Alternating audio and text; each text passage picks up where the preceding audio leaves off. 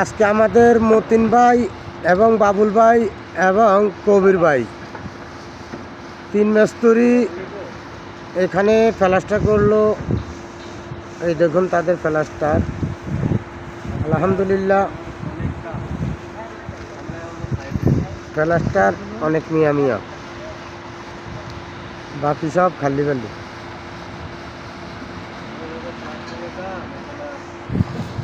এই হলো মাসা শরিকা, মাসা সৌদি আরব রিয়াদ আবদুল্লাহ সিটির অপোজিট মাসা। 100 বিল্ডিংয়ের কাজ। যারা যারা কাজ করতে চান আমার সাথে যোগাযোগ করুন। প্রোফাইলে আমার নাম্বার দেওয়া আছে এবং ইউটিউব চ্যানেলেও আমার নাম্বার দেওয়া আছে। আমার ইউটিউব চ্যানেল হইল জাস্ট আক্তার হোসেন।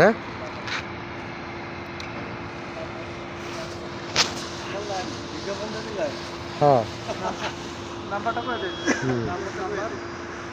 05514211757 এই মাসা শরিকা।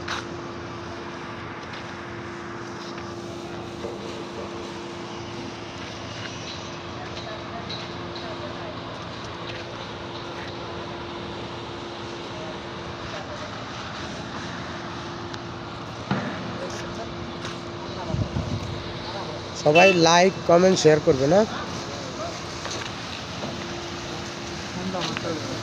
হ্যাঁ,